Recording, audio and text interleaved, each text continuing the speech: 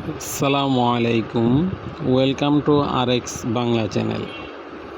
আজকের ভিডিওতে আমরা আলোচনা করব এসএমসি এর ফেমিকন বা জন্ম নিয়ন্ত্রণ পিল সম্পর্কে। এটি কিভাবে কাজ করে, কখন খেতে হয়, কোনো দিন খেতে ভুলে গেলে কি করবেন, এর সুবিধা, পার্শ্ব প্রতিক্রিয়া এবং কারা এই পিল খাবেন না, সব কিছু সহজ ভাষায় জানাবো, তাই ভিডিওটি শেষ পর্যন্ত দেখুন। প্রথমে জেনে নিন ফেমিকন কী। ফেমিকন একটি স্বল্প মাত্রার সম্মিলিত মুখে খাওয়ার জন্ম নিয়ন্ত্রণ পিল। এতে দুটি হরমোন থাকে যা ডিম্বস্ফুটন বন্ধ রাখতে সাহায্য করে এবং গর্ভধারণের সম্ভাবনা কমায়। একটি প্যাকে মোট 28টি পিল থাকে, সাধারণত 21টি সক্রিয় পিল এবং 7টি রিমাইন্ডার বা আয়রন ট্যাবলেট থাকে। এবার জেনে নিব কিভাবে খেতে হয়।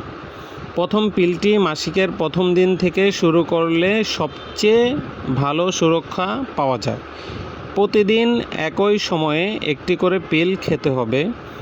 একটি প্যাকেট শেষ হলে কোনো বিরতি না দিয়ে পরের দিন নতুন প্যাকেট শুরু করতে হবে।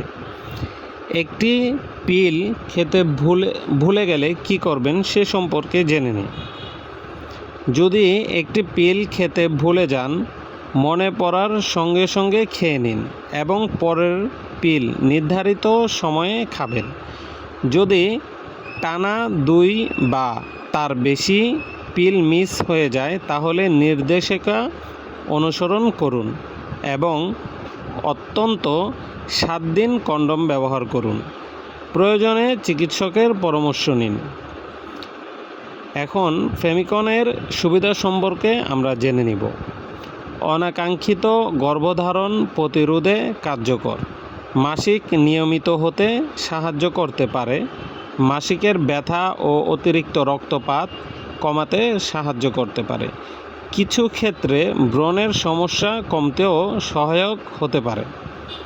ফেমিকনের সম্ভাব্য পার্শ্ব প্রতিক্রিয়াসমূহ: শুরুর দিকে কিছু নারীর বমি বমি ভাব, মাথা ব্যথা, স্তনে অস্বস্তি, হালকা রক্তপাত বা মেজাজের পরিবর্তন হতে পারে।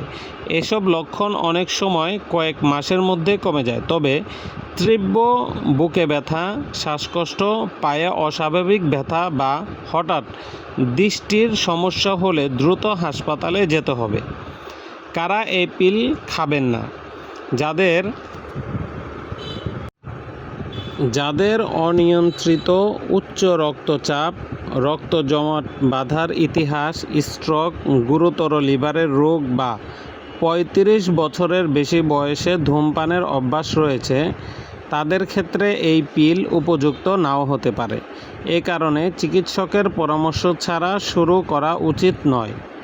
সর্বশেষ কথা হলো, ফেমিকন একটি কার্যকর জন্ম নিয়ন্ত্রণ পিল, তবে এর সর্বোচ্চ কার্যকারিতা নির্ভর করে নিয়মিত ও সঠিকভাবে খাওয়ার উপর।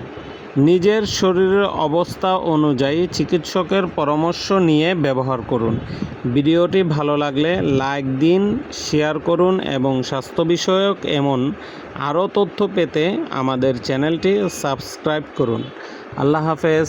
সকলকে অসংখ্য ধন্যবাদ জানিয়ে আজকের ভিডিওটি এখানেই শেষ করছি।